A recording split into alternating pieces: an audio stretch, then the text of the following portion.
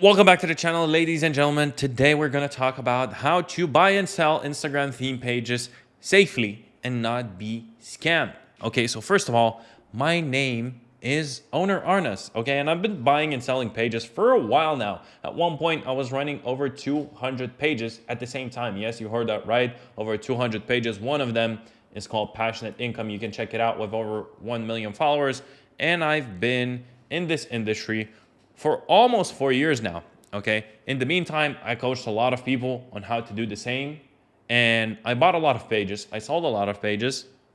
And I'm pretty well connected in the industry. So, I always read my YouTube comments and I tried to get some ideas for a video. And one person in the comments said, "Hey, can you make a video about this? I really want to learn how to buy and sell pages safely and not get into trouble." For sure. So, by the way, in my previous video, one video before this, I talked about how to find out how much your page is actually worth if you were to sell it, or if you were to buy a page, how much can you actually offer? Like, how much is it worth?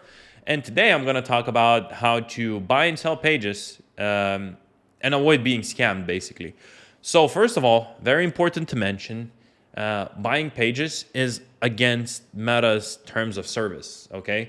I know people do it every single day and people buy and sell pages, but just to mention, there is risks, there are risks involved, and it's against Meta, right? Doesn't mean that if someone, selling a page to you from, Europe and you're located in the US, that when you log in, you're going to get banned. Not at all, but just don't make it too public. Oh, I bought this page and I bought that page. I don't know. Maybe, some people can report it or look into it. I've never heard anyone getting their account disabled because they bought it. And I know a lot of people who sold their pages. So I guess it's not into an extreme effect, but if they would want to, they could potentially disable the account. So just keep that in mind, okay? Whenever you're buying a business in general, doesn't mean if it's a page or doesn't matter. Any business, there's always risks involved. It's a business, right? There are no guarantees. In general, there are no guarantees in life. So just keep that in mind.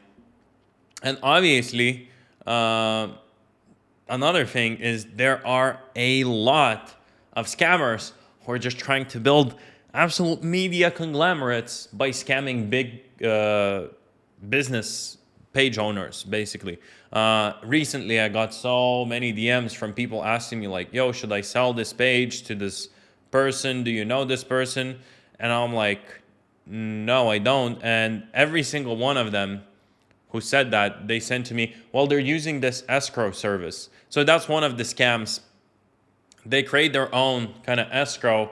Just they put it together on a simple website builder. So look, you have to be smart, and on the lookout whenever you're selling or buying a page. Are there any red flags? Is the deal too good to be true?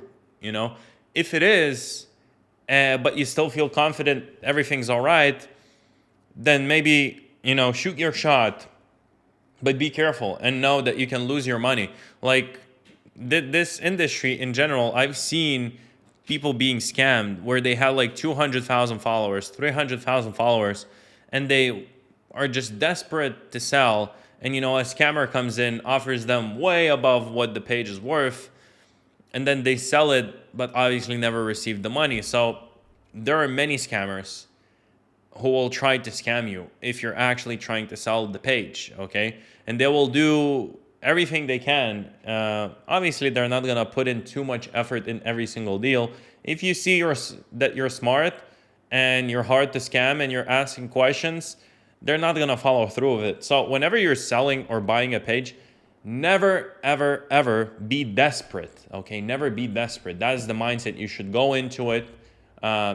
So you always stay safe. If it's too good to be true, you heard it. You heard it many times. So scams could be many different ways of scamming. So first of all, using a fake escrow service. How do you know if it's a fake escrow service? Well, even if you Google on Trustpilot, like Trustpilot is so easy to fake. It's like scammers can just go on Reddit and buy like a bunch of reviews on Trustpilot. So like if you're still trusting Trustpilot, like it's not a good indicator. I would just look around the website, see where the company is based, see if they have any publicity, because real escrow services will be used before by someone. And if they're used before by someone, maybe there's some publicity. Maybe they have a good, um, presence online. Maybe they have some articles about them. Maybe they have a great website, amazing website, and a registered business with public records. Something. You can find something about the company. And if you can't, and the website is like glitchy and it doesn't work properly and has no address, it has no company name, nothing, then it's probably, most likely a scam. And it's okay to use an escrow service. Okay, so escrow is basically here's a buyer, here's a seller. They both don't want to get scammed, so they introduce an escrow where, like, you give a page to an escrow and the buyer gives the money to an escrow, and escrow basically gives you the money and gives the page to the buyer, and it's like a third party, just a layer of protection. And it's totally normal when you sell a business to use an escrow service, right? It's like, rule number one, use escrow when selling a business. But with these pages, most people don't use an escrow. If you want to, you can use it, but just keep in mind, like, well, what kind of escrow? Well, if they offered an escrow, you're like, all right, let's use my preferred escrow. Use escrow.com, just simple. Just Google it, right? Like well-established brand. You can use that. So that's one of the ways that people get scammed. Yeah. Then pay for the page and then refund it. Okay, so that's basically like a PayPal scam or Stripe's scam. Whenever, more like a PayPal scam. I've seen it done before, where basically a buyer will come in and say, "Hey, I want to buy your page. How much?" You do everything. They end up logging into the page. They pay you through PayPal, whatever. Let's say $500. The next day you wake up and they refunded the charge on PayPal. They say it's like, oh, I got scammed. They reach out to PayPal. They call PayPal, hey, this is a scammer. Like, they didn't give me the page. And sometimes, PayPal will say, well, it's against terms of service to buy pages. So we're not going to refund you. But sometimes if they say, oh, I just got scammed, I don't know how they took my money, blah, blah, blah, they will refund the person the $500, which means you will not get the $500. Same with like a credit card. Someone pays with a credit card. There's a big chance they can do a chargeback on a credit card. Say, oh, it's fraud. Like, I don't know where this charge came from. Just stuff like that, right? So keep in mind, it doesn't mean that if someone offers you to pay through PayPal, it's a scam, but just be cautious, okay? Another one is someone sells you a page, but then restores it. I've seen that done before. So let's say you're buying a page from someone and everything went smoothly. You went with a payment. Everything went down very well and you're happy. You have your new page, but then you wake up the next morning and you can't log into the page anymore because the seller like restored the account through their old email, basically. All right. And there are many more scams. Those are like the most popular ones that I've heard of recently. But the idea is that you always have to have your head on a swivel and look for red flags, look for kind of some interesting things like, why are they doing this, not that? That doesn't make sense, right? Why are they saying this? Why are they being weird, right? So always be kind of cautious of what could happen. And you know what? You will never be 100% like safe doing this.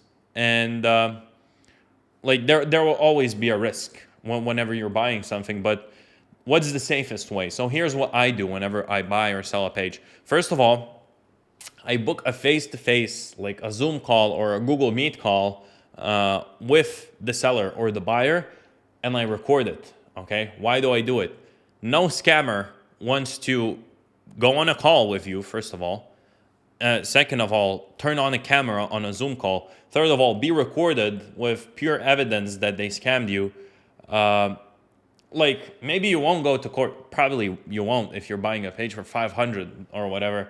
But still, like people don't want to be like literally caught red-handed and recorded while basically committing a scam.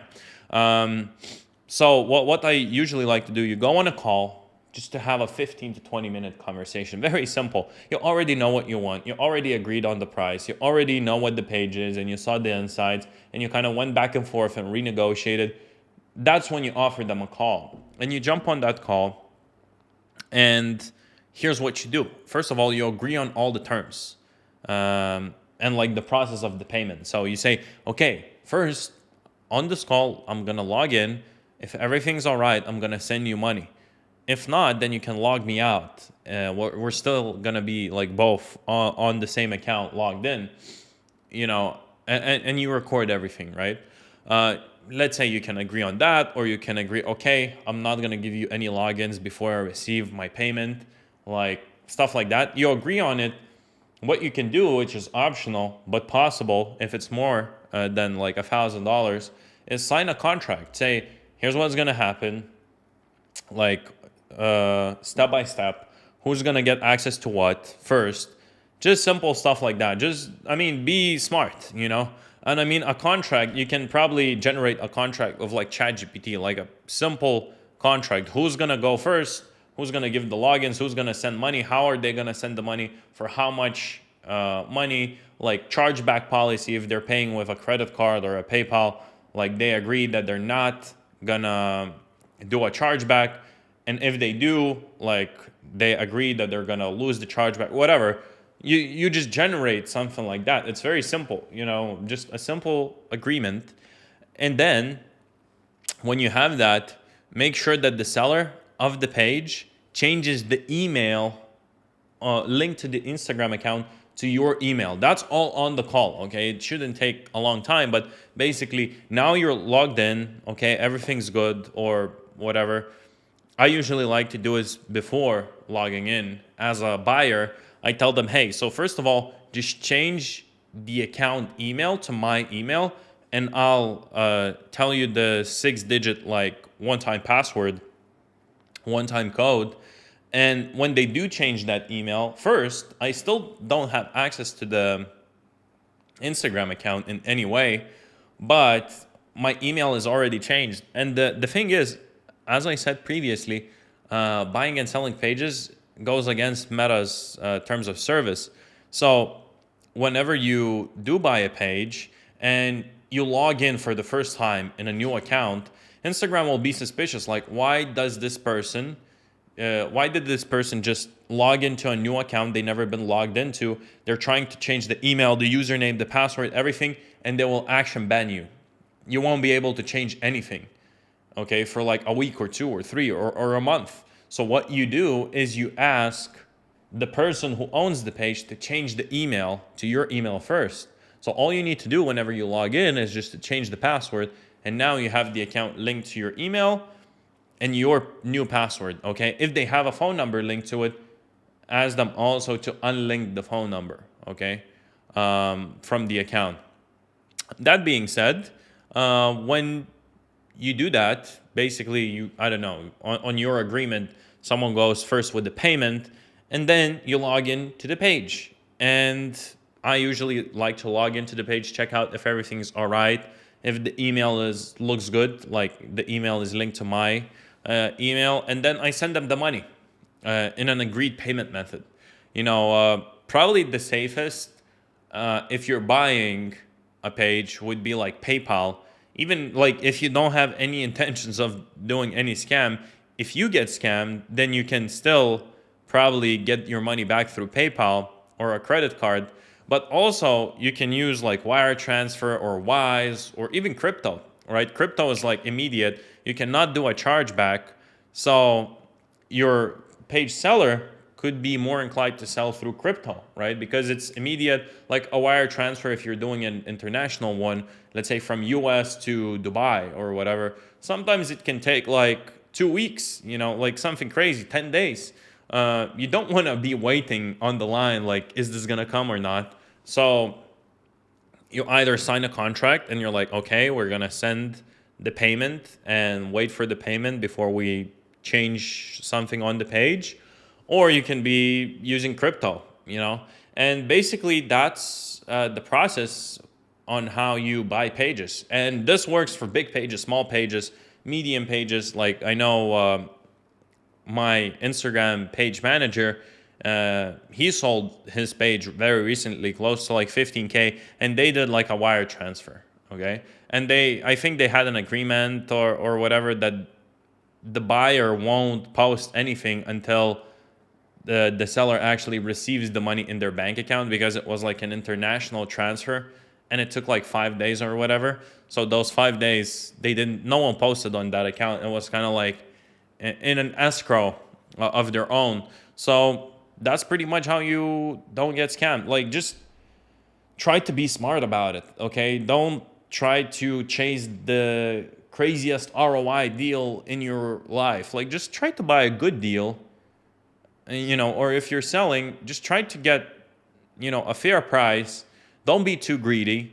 Don't move too quick. Like, if someone messages you, hey, I can buy your page today, you can, but don't try to move too quick and sell the page in the next 10 minutes, because you might be so like happy that you're finally selling your page, and then just realize after like half an hour, oh, I sold my page already, and I sold it for like not enough of money, and also they just refunded me. Like, what do I do?